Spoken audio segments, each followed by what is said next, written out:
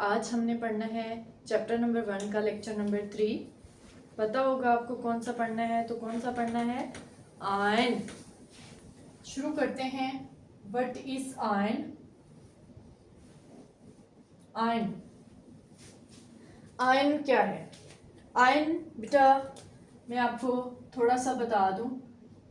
Sodium element है, उसका ये एक एटम मैंने आपके सामने लिखा है। आपने सोडियम को बहुत बार Na पॉजिटिव की शक्ल में देखा होगा। ये जो पॉजिटिव है ये था एटम। अब ये जो Na पॉजिटिव है ये एटम नहीं है, ये है आयन। इसी तरह आपने देखा होगा कि Cl जो है वो एक एटम है, लेकिन आपने इसको Cl माइनस की शक्ल में देखा होगा। तो ये जो Cl माइनस है ये एटम नहीं है, बल्कि एटम का आयन है। तो आपको यहां से ये आइडिया हुआ कि जब किसी स्पीशी पर चार्ज आ जाता है तो उसे हम आयन का नाम देते हैं। यहीं से इसकी डेफिनेशन क्लियर हुई। तो डेफिनेशन हुई स्पीशी विच कैरी चार्ज। अब चार्ज बेटा कौन कौन सा होता है?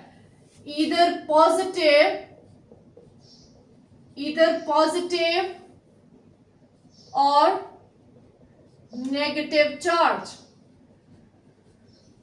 जब किसी स्पीशी पर पॉजिटिव या नेगेटिव चार्ज आ जाए तो हम उसको आयन का नाम देते हैं। इसकी भी एग्जांपल्स देख लेते हैं। एग्जांपल्स हैं, बहुत सारे एग्जांपल्स लिखूंगी, फिर हम उसको क्लासिफाई कर लेंगे। मैं एग्जांपल लिख रही हूं Na पॉजिटिव, एग्जांपल लिख रही हूं K पॉजिटिव, एग्जांपल लिख रही हूं Ca+2, एग्जांपल लिख रही हूं Mg+2, एग्जांपल लिख रही हूं एक और Al+3। इसके बाद आ जाते हैं नेगेटिव वाली साइड पर। तो नेगेटिव वाली साइड पर है Cl-, F-, Br-, और आगे चलते हैं, आगे आ जाता है O-2। इसके बाद आ जाते हैं कुछ और आयंस की तरफ। नोट करिएगा बेटा, NH4 पॉजिटिव, ये भी एक आयन है। इसके बाद आ जाता है MnO4 नेगेटिव। NH4 पॉजिटिव है अमोनियम आयन, MnO4 नेगेटिव है पर मैंगनेट आयन। इसके अलावा आ जाता है सल्फेट, SO4 नेगेटिव। इसके अलावा आ जाता है फॉस्फेट, PO4 3 नेगेटिव, एटसेट्रा। ये बहुत सारे आयंस के मैंने एग्जांपल से लिख दिए। आयंस को क्लासिफाई करते हैं। टाइप्स ऑफ आयंस,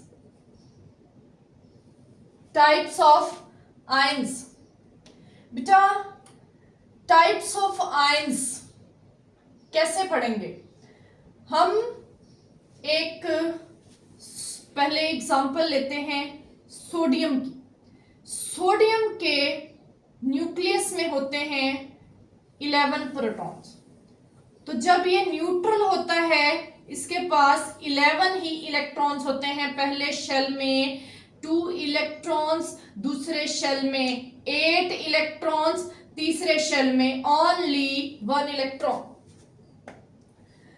ये है सोडियम, Na, सोडियम।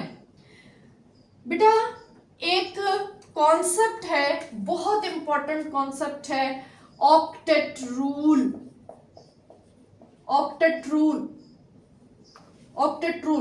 बॉन्डिंग का कॉन्सेप्ट है, स्टेबिलिटी का कॉन्सेप्ट है। इसके अकॉर्डिंग हम क्या कहते हैं? The tendency of an atom having 8 electrons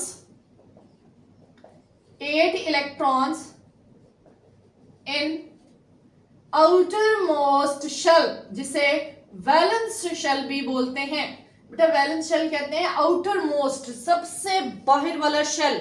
8 electrons, कोई भी एटम चाहता है कि उसके वैलेंस शेल में 8 इलेक्ट्रॉन्स आ जाएं, इसको कहते हैं, इस टेंडेंसी को ऑक्टेट रूल का नाम देते हैं।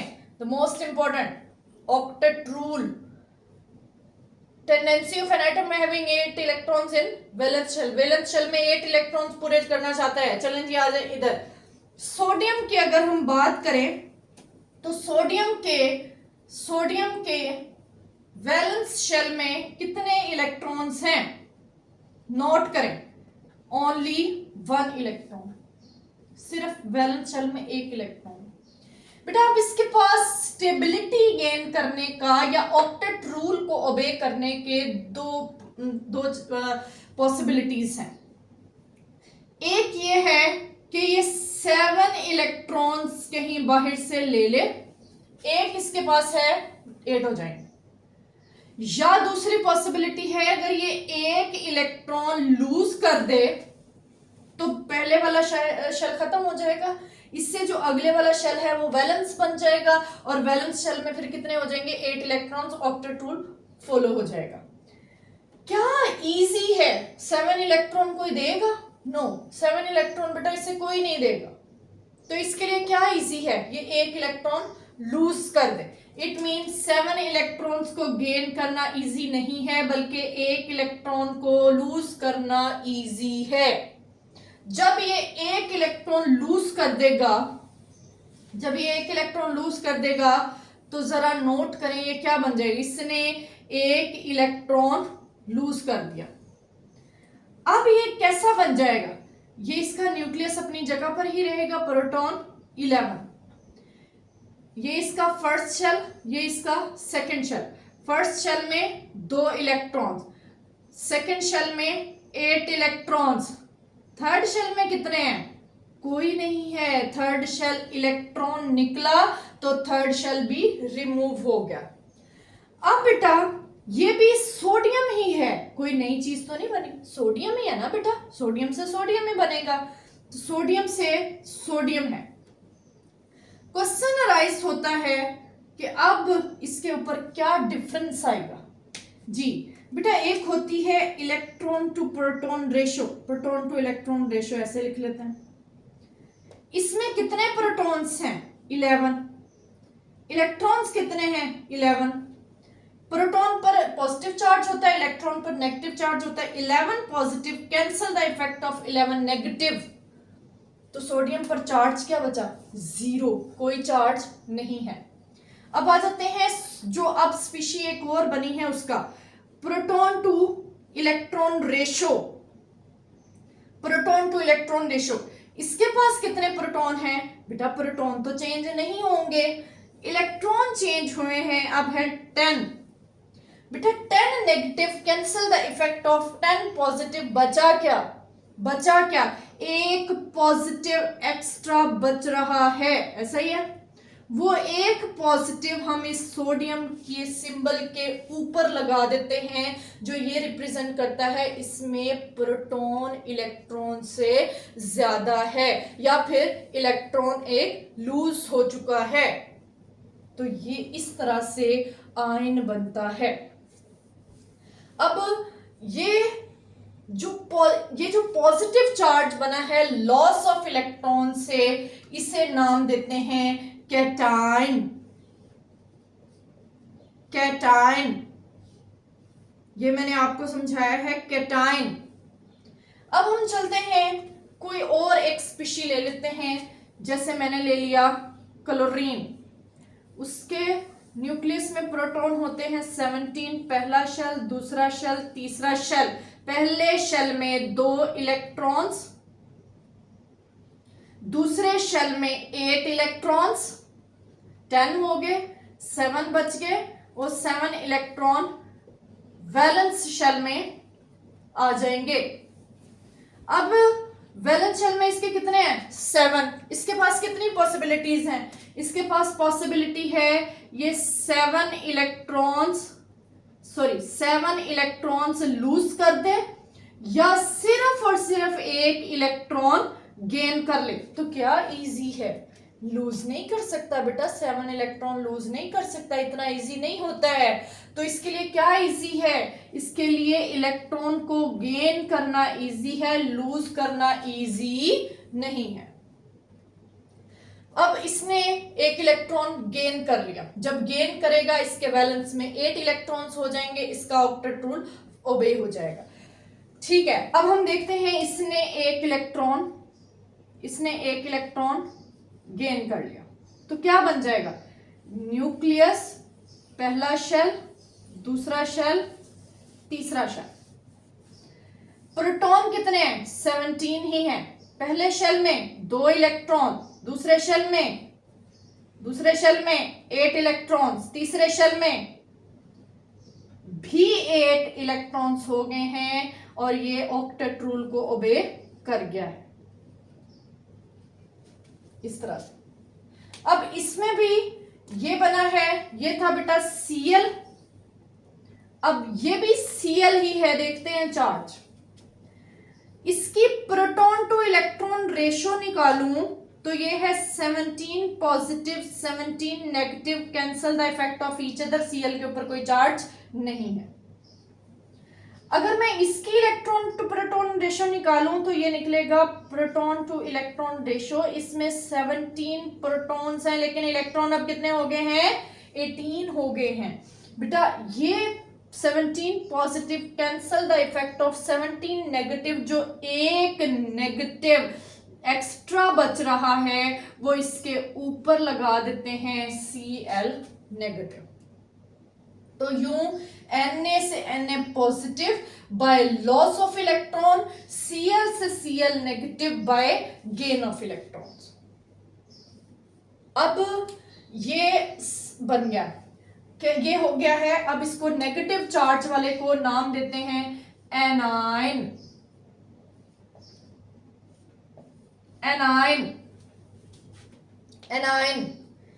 कुछ बेटा कॉन्सेप्ट यहां से बता दूं, फिर मैं आपको नोट्स बनवा दूंगी। कॉन्सेप्ट यहां से ये है कि कैटाइन बनता है बाय लूजिंग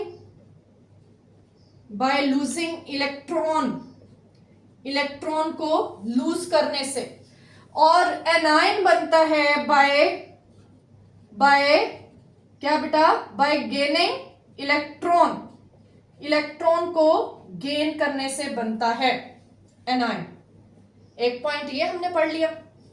दूसरा पॉइंट इसमें आ जाता है एनर्जी का।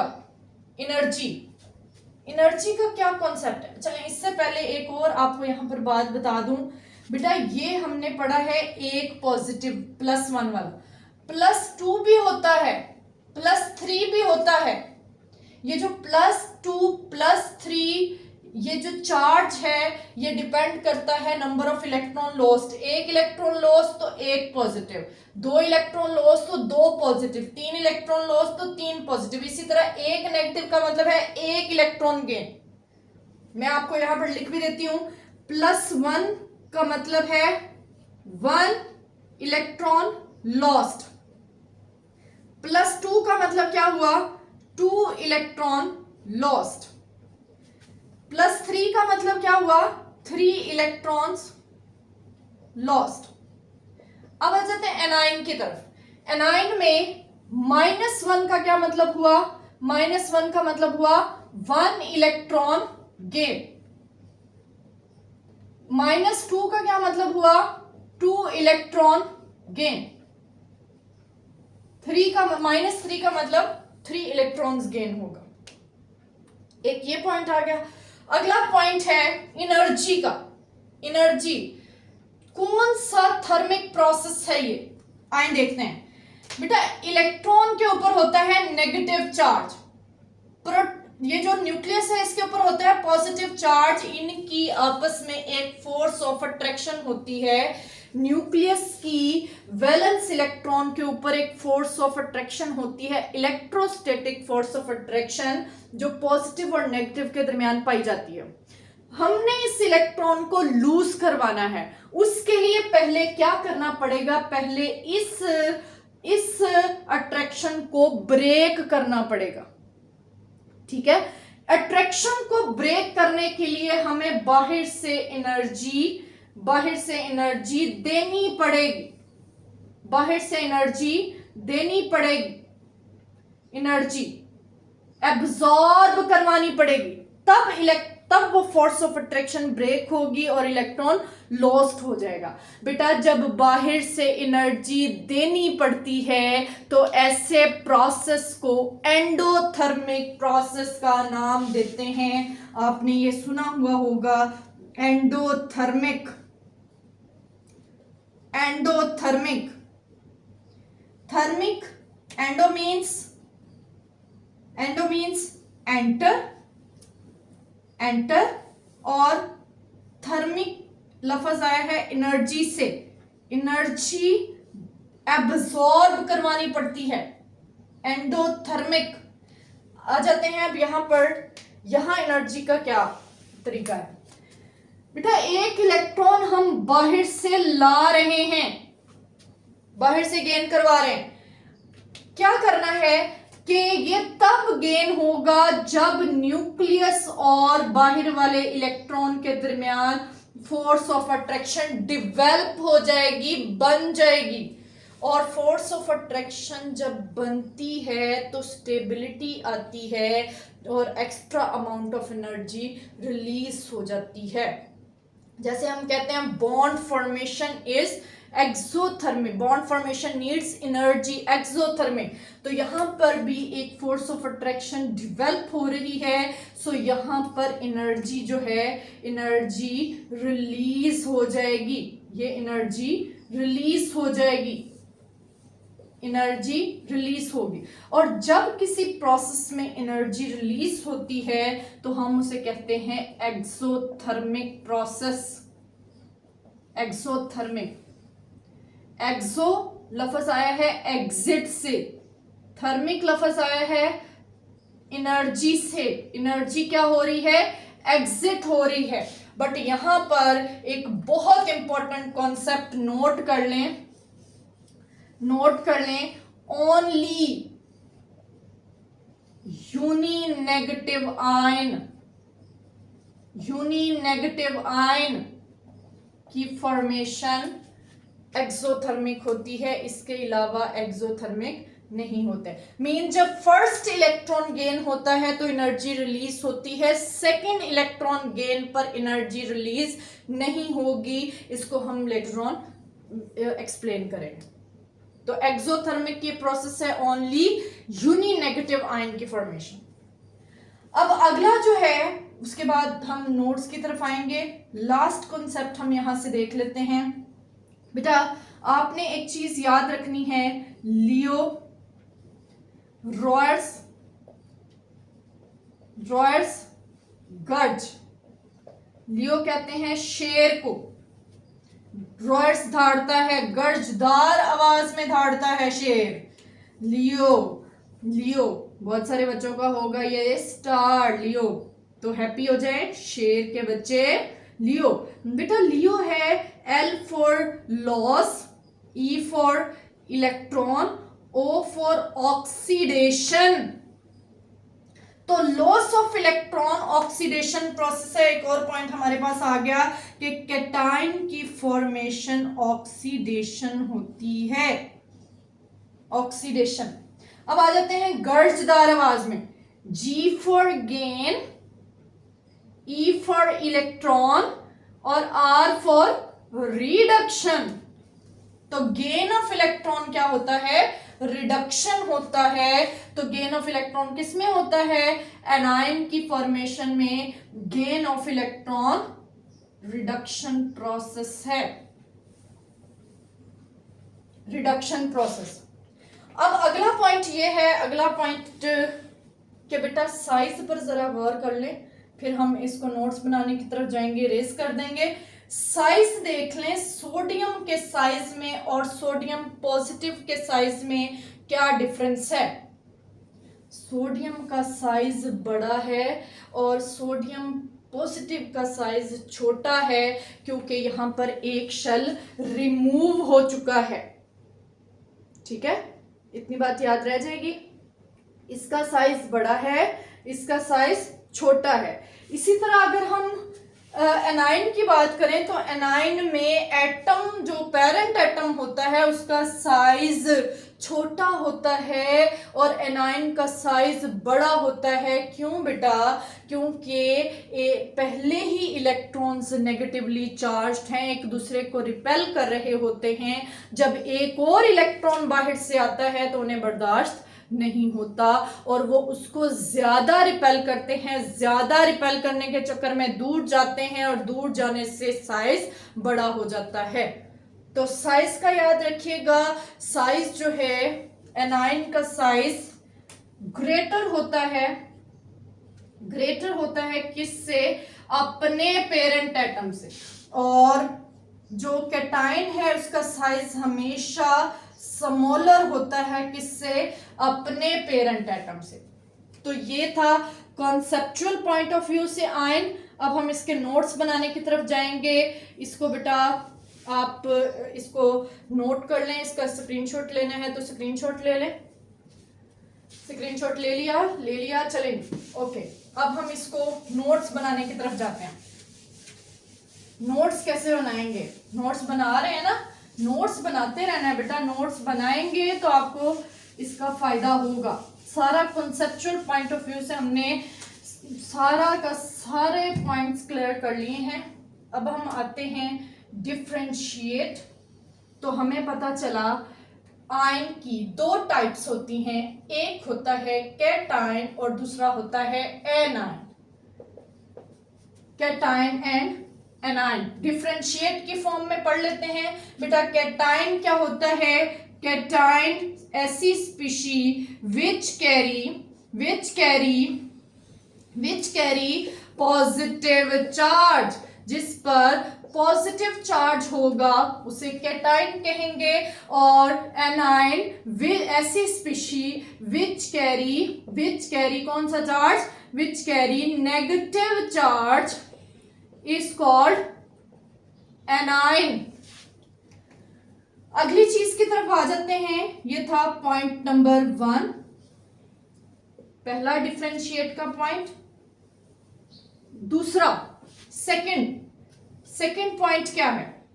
सेकंड पॉइंट है कि it is formed by loss of electron from neutral atom से इलेक्ट्रॉन के लॉस्ट होने पर ये बनता है। तो ये कैसे बनता है? It is formed by losing, यहां पर कर दें, एक लफ्ज चेंज कर दें, लूजिंग इलेक्ट्रॉन यहां पर आएगा। It is formed by gaining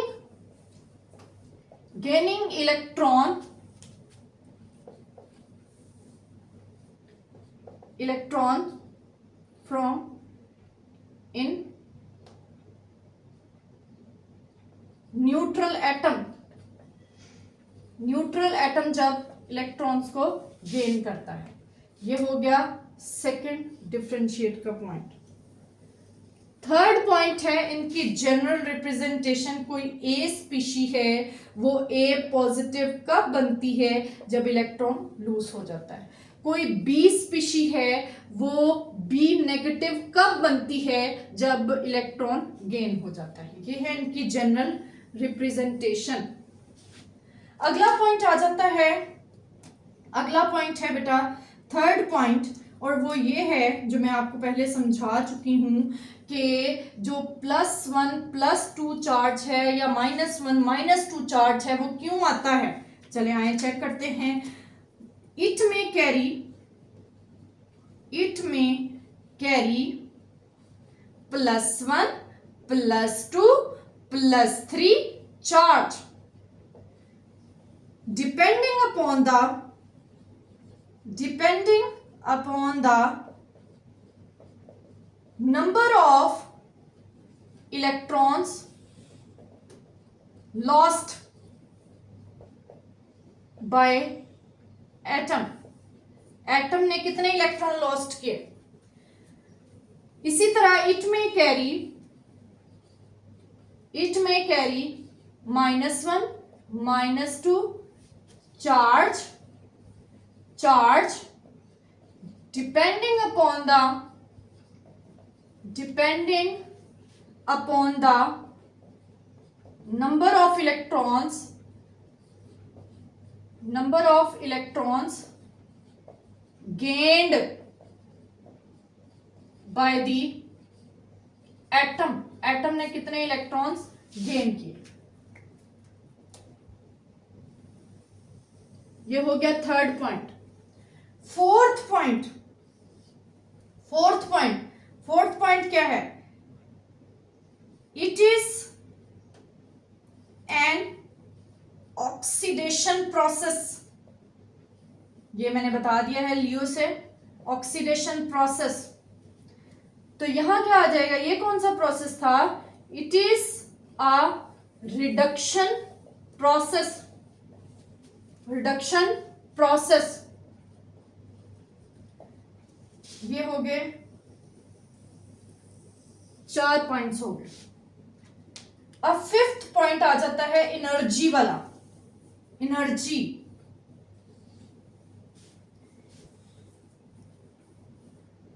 during the formation of cation energy is absorbed by the atom।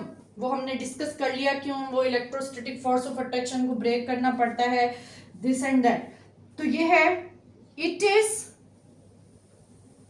N endothermic process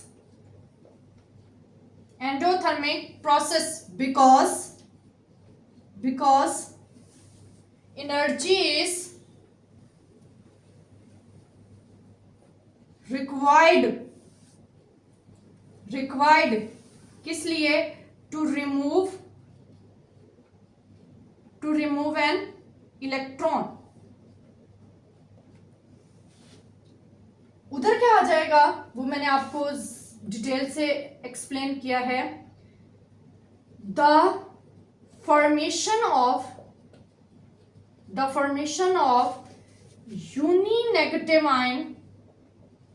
uni-negative ion is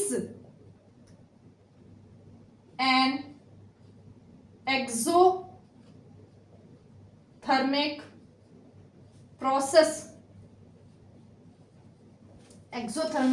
process। ये था फिफ्थ पॉइंट। और बेटा लास्ट पॉइंट इनके डिफरेंशिएट का लास्ट पॉइंट है sixth point. The size of cation is always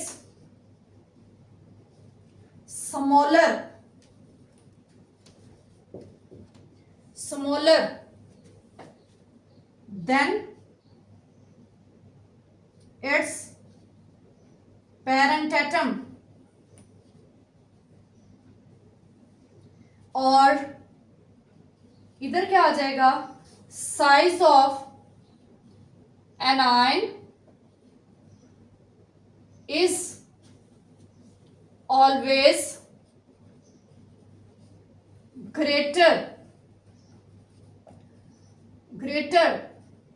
than its parent atom। अब इसके बाद आपने इनकी एग्जाम्पल्स लिखनी। एग्जाम्पल्स कहाँ से देखकर लिखेंगे बेटा? एग्जाम्पल्स मैंने ऑलरेडी सारी ऊपर मेंशन कर दी हुई है, ठीक है। ये था आयन। इसके बाद थोड़ा सा एक छोटा सा पॉइंट हमने डिस्कस करना है। एक बिल्कुल छोटा सा पॉइंट है, ये समझ आ गया होगा, उम्मीद है आप सबको ये समझ आ गया होगा। एक छोटा सा पॉइंट डिस्कस करते हैं। इसका स्क्रीनशॉट लेना है तो आप ले सकते हैं। स्क्रीनशॉट ले लिया है चलिए ओके। एक छोटा सा पॉइंट हमने डिस्कस करना है, वो क्या है? बोर तो नहीं हो रहे हैं? अच्छे से समझ आ गया है? पहले कंसेप्चुअल पॉइंट ऑफ व्यू से और फिर उसके बाद हमने इसको नोट्स पॉइंट ऑफ व्यू से भी पढ़ लिया है, अच्छे से नोट्स बनाइएगा। ओके, जो लास्ट पॉइंट हमारा रह गया है वो है polyatomic ions. Polyatomic ions, polyatomic ions क्या होते हैं? नाम से जाहिर है, पॉली मीन्स आवाज आ रही है मुझे, मैनी। एटॉमिक मीन्स एटम, ऐसा आयन जिसमें मैनी एटम्स हों उसको पॉलीएटॉमिक आयन कहते हैं। तो ion which consist of group of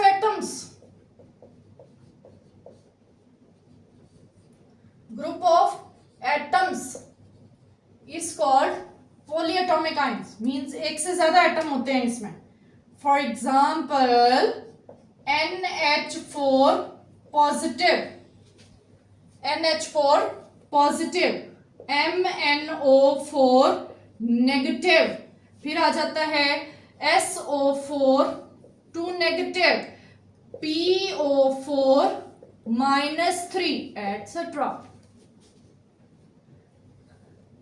polyatomic cations,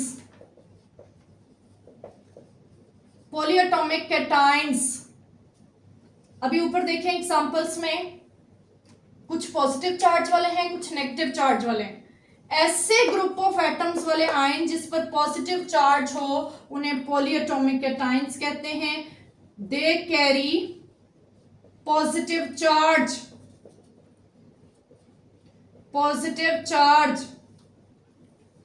और बेटा कुछ होते हैं पॉलीएटॉमिक एनाइंस। पॉलीएटॉमिक एनाइंस कौन से होते हैं? पॉलीएटॉमिक एनाइंस होते हैं विच कैरी नेगेटिव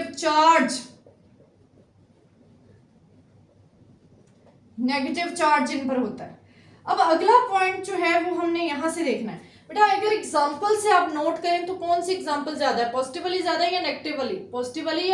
नेगेटिव वाली। ये है मोर कॉमन या मोर अबंडेंट, ज्यादा एग्जिस्ट करते हैं। और ये जो पॉलीएटॉमिक कैटाइंस हैं ये लेस कॉमन है, ये बहुत कम पाए जाते हैं। और इसके बाद आपने एग्जांपल से लिख लेनी है, इनमें से सेग्रीगेट कर लेना है कौन सी एग्जांपल पॉलीएटॉमिक कैटाइन की है और कौन सी पॉलीएटॉमिक एनाइन की है। और यहाँ पर बेटा हमारा आयन का टॉपिक कंप्लीट हो गया है। उम्मीद है आप सबको समझ आई होगी और आपने नोट्स भी रेडी कर लिए होंगे। ये था lecture number 3 from chapter number 1। इसके बाद हम पढ़ेंगे छोटा सा एक टॉपिक मॉलिक्यूलर आयन जो कि लेक्चर नंबर 4 होगा। ओके बेटा, अल्लाह हाफिज।